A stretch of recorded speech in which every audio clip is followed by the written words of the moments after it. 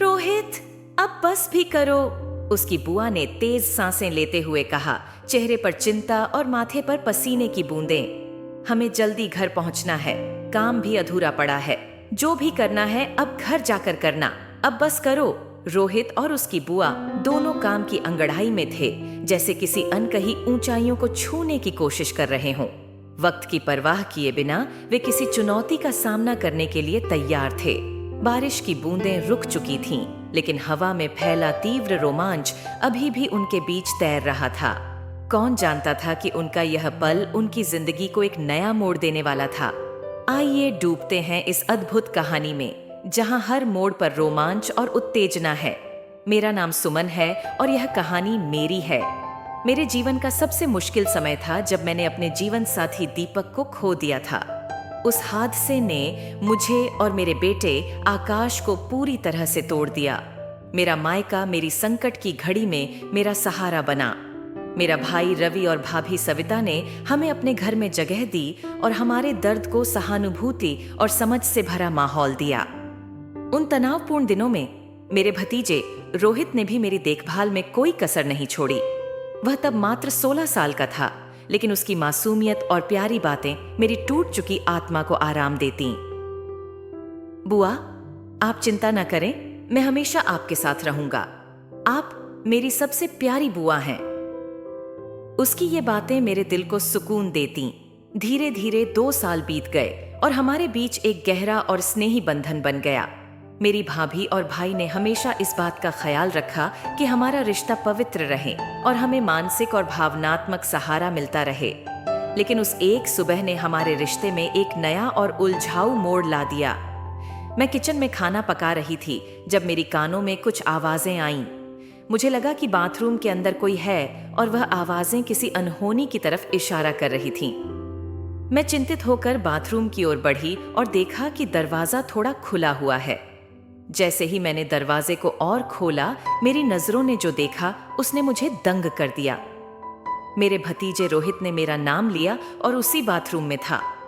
एक पल के लिए हमारी नजरें मिलीं और वह पल जैसे धंसा गया। मैंने तेजी से दरवाजा बंद किया और रसोई में वापस चली आई। बाद में उस रात मैंने रोहित से इस घटना के बारे में बात करने का फैसला किया।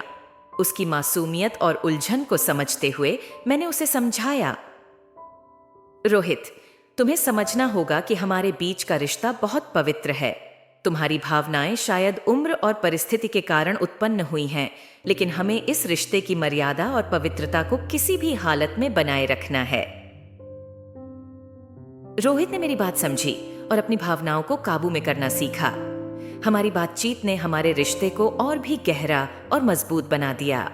एक दिन जब मैं और रोहित बाजार गए थे, अचानक तेज बारिश होने लगी। घर लौटते समय रास्ता सुनसान था और पुराना बंगला जो भुतहा माना जाता था वह वहां मिला। हम बारिश से बचने के लिए वहां रुक गए। उस समय रोहित ने मुझे देखा और कहा, बुआ, आप भीगी साड़ी में बहुत खूबसूरत लग रही हैं। उसकी यह बात सुनकर मैं शर्म से लाल हो गई। मैंने उसके गाल पर प्यार से चुटकी काटते हुए कहा, तुम बहुत बदमाश हो गए हो। जब छोटे थे तब आकर गले लगाते थे और पप्पियां देते थे, अब क्या भूल गए हो? रोहित मुस्कुराते हुए मेरे पास आया और मुझे कसकर गले लगा लिया। उसकी मासूमियत और प्यार ने मेरे दिल को फिर से भर दिया। हमारी इस बातचीत ने हमें और करीब ला दिया। बगल में एक सूखा कमरा था जहां बारिश का पानी नहीं आ रहा था। हम दोनों वहां गए और बैठकर एक दूसरे से प्यार भरी बातें कर रहे थे और रोहित की नजर मेरे पूरे शरीर पर ऊपर से नीचे तक जा रही थी। मैंने उसे नोटिस जब किया तब वह काफी गर्म हो चुके थे। फिर उसने मेरे पास आए और मुझे पकड़कर किस करने लगे। जब रोहित मेरे गाल पर धीरे से किस कर रहा था, तभी अचानक आसमान में गड़गड़ाहट की जोरदार आवाज गूंजी और चारों ओर सफेद रोशनी ने हर चीज को चमका दिया। बिजली की इस कड़क ने जैसे हमारे दिलों को भी झकझोर दिया। उस पल मैं इतनी जोर से डर गई कि अपने सारे डर और भावनाओं को भूलकर मैंने रोहित को कसकर बाहों में भर लिया। उसके सीने की गर्मी और उसकी मजबूत बाहों ने मुझे एक पल में सुरक्षित और प्यार भरा एहसास दिलाया। जैसे ही मैंने डर के मारे रोहित को कसकर बाहों में भर लिया, उसकी मजबूत बाहों की गर्मी ने मुझे थोड़ी राहत दी। पर इस अचानक हुए नजदीकपन से कुछ पल के लिए रोहित भी खुद को कंट्रोल नहीं कर पाया। उसने धीरे से मेरा चेहरा अपने हाथों में लिया और मेरी आंखों में गहरी नजरों से देखते हुए धीरे धीरे अपने होंठ मेरे होंठों पर रख दिए। उसकी यह नरमी और उसके होंठों की गर्मी ने मेरी सारी घबराहट को दूर कर दिया। उसके इस प्यार भरे चुंबन में ऐसा एहसास था जो मैंने कभी पहले महसूस नहीं किया था, और मेरी भीगे बदन को देखकर उत्तेजित हो उठा। मैं भी उत्तेजित हो गई। मेरे अंदर इतनी गर्मी आ गई कि मैं खुद को कंट्रोल नहीं कर पाई, और उसी दिन इस सूखे घर पर जहां पानी नहीं आ रहा था, वहीं पर हम दोनों के साथ वह काम हो गया जो मैं बरसों पहले मेरे हस्बैंड के साथ किया करती थी। इतने दिनों से मैं उन सब चीजों से दूर थी, और इतने दिन के बाद जब रोहित ने मुझे वह सुख दिया जिसकी मैं भूखी थी, मैं उससे बहुत खुश हो गई और उसे छोड़ना नहीं चाहती थी। रोहित के साथ संभोग करते समय मेरे मन में यही आ रहा था कि काश मैं इतना समय इंतजार न करके रोहित के साथ ये काम पहले ही कर लेती, तो मुझे इतने दिन ऐसे ही दुख भरी जिंदगी बिताना नहीं पड़ती। जब मुझे होश आया कि यह मैं क्या कर रही हूं, तब तक रोहित अपना काम कर चुका था। मुझे इतनी शर्म आई कि मैं अपने भीगे बदन को देखकर भी पसीने में भीग गई। भावनाओं में बहकर मैंने जो काम किया, ये समाज के लिए सही नहीं है। ऐसा घिनौना काम मैं अपनी भतीजे के साथ कैसे कर सकती हूँ? फिर भी कभी यह भी ख्याल आता है कि यह कोई पाप नहीं है। मेरा भी जीवन है, मुझे भी यह सब चीजों की जरूरत है। अगर मेरा हस्बैंड बीमारी में मर गया तो इसका मतलब यह नहीं है कि मैं पूरी जिंदगी एक विधवा की तरह बिताऊं।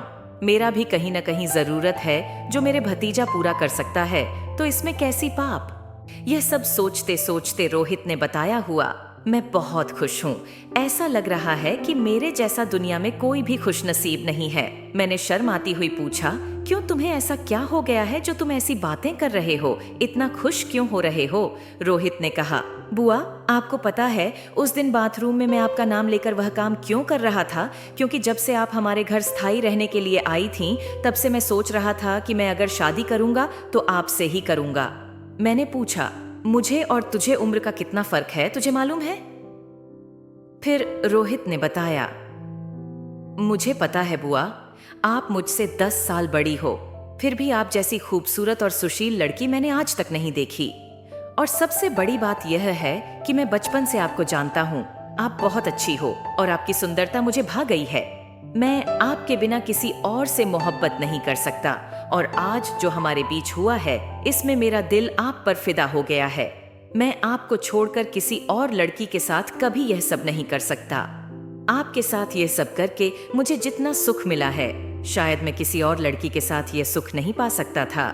एक कहावत है ना, मियाँ बीवी राजी तो क्या करेगा काजी। मैं आपसे छोटा हूँ, मुझे कोई ऐतराज नहीं है। अगर मम्मी पापा नहीं मानेंगे तो हम भागकर शादी करेंगे। जब रोहित ने इतना कुछ कहा, मैं खुशी से पागल हो उठी और रोहित को कसकर गले लगा लिया। जैसे ही रोहित को गले लगाया, रोहित ने भी मुझे कस के पकड़ लिया, और हम दोनों का शरीर एक दूसरे से जब टच हुआ, तब रोहित ने मुझे और कस के पकड़ लिया। इतनी जोर से पकड़ लिया कि मेरे मन में फिर से वो ख्याल आने लगे जो कुछ समय पहले ही हम लोग कर चुके थे। क्योंकि मैं पिछले कई सालों से उन सब चीजों से दूर थी, मेरे मन में ये ख्याल आने लगे। मैंने जैसे तैसे अपने आप को कंट्रोल किया और रोहित को अपने से दूर धकेल दिया।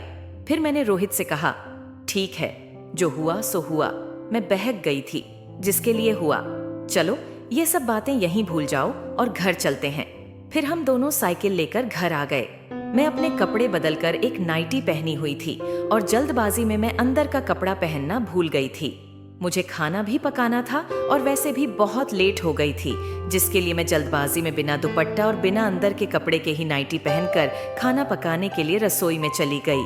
जब मैं खाना बना रही थी, अचानक रोहित मेरे पीछे से आकर फिर से मुझे कसकर पकड़ लिया और पीछे से मेरे गालों पर एक किस किया। फिर बोलने लगा, बुआ, अब दुनिया की सबसे प्यारी बुआ हो।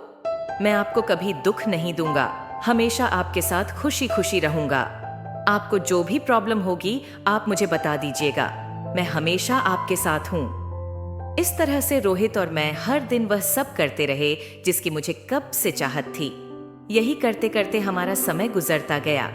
2 महीने बाद एक सुबह जब मैं नींद से उठकर वॉशरूम में ब्रश करने गई तो मुझे उल्टियां आने लगीं।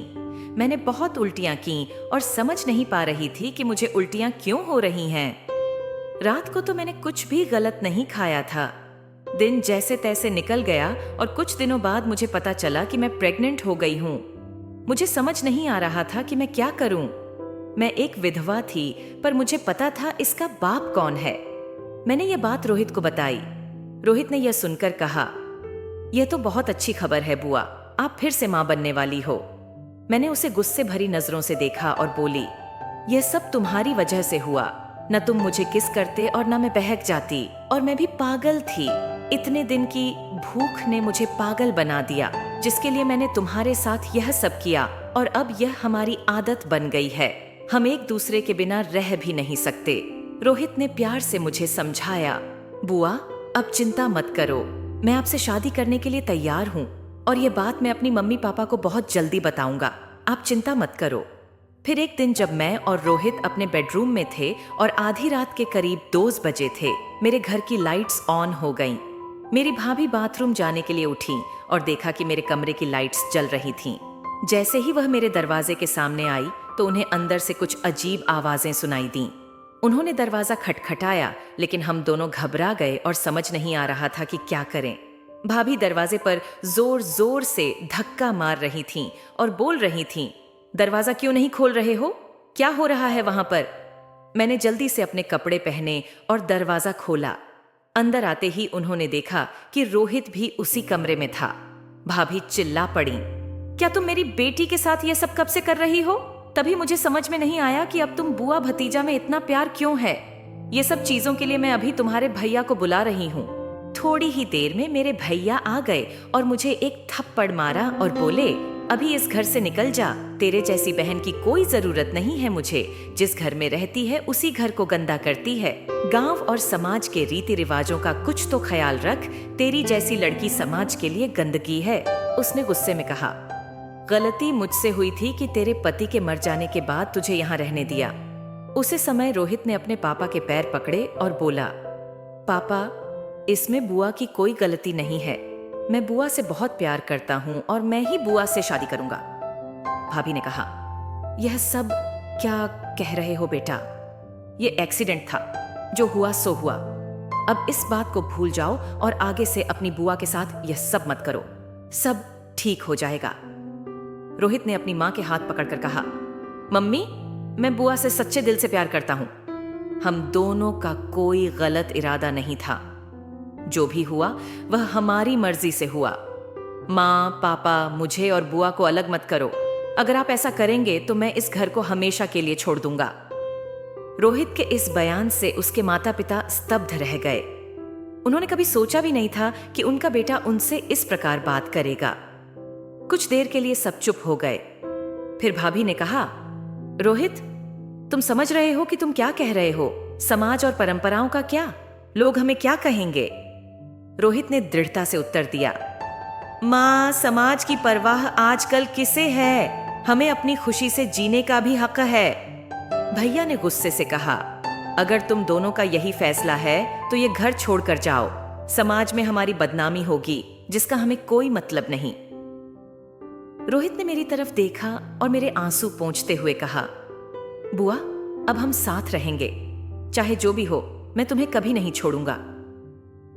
हम अपने जरूरी सामान पैक कर घर से चले गए। उस समय मैं बहुत डरी हुई थी, लेकिन रोहित ने मेरा हौसला बढ़ाया। हम दोनों ने एक छोटे से शहर में जाकर एक कमरा किराए पर लिया। हमने एक नए जीवन की शुरुआत की। कुछ दिनों बाद हमने कोर्ट मैरिज कर ली। शुरू में हमें कई कठिनाइयों का सामना करना पड़ा, लेकिन रोहित ने हमेशा मेरा साथ दिया। हमारी प्रेम कहानी किसी के लिए विवादास्पद हो सकती है, लेकिन हमारे लिए यह सच्चे प्रेम और समर्पण की कहानी थी। समय के साथ हमारे परिवार वालों ने भी हमारे संबंध को स्वीकार कर लिया। हमें उनकी स्वीकृति मिलने में कुछ साल लगे, लेकिन अंततः उनका दिल बदल गया। अब हम खुशहाल जीवन बिता रहे हैं। हमारे रिश्ते ने मुझे एक बार फिर से जीना सिखाया और मुझे मेरे जीवन में एक नया उद्देश्य दिया। यह कहानी शायद सबके लिए नहीं है, पर यह हमारी कहानी है जिनमें सच्चे प्रेम और विश्वास का सबूत है। दोस्तों, अगर आपको यह कहानी पसंद आई हो तो कृपया हमारे चैनल को सब्सक्राइब करें, लाइक करें और अपने दोस्तों के साथ शेयर करें। आपकी प्रतिक्रियाएं हमारे लिए बहुत महत्वपूर्ण हैं, इसलिए कमेंट करके जरूर बताएं कि यह कहानी आपको कैसी लगी। आपके सहयोग और प्यार के लिए धन्यवाद। हम आपको आगे भी ऐसी ही दिल को छूने वाली कहानियों से रूबरू कराते रहेंगे। मिलते हैं ऐसे ही एक और मजेदार और रोमांटिक स्टोरी के साथ। धन्यवाद। आपका दिन शुभ हो।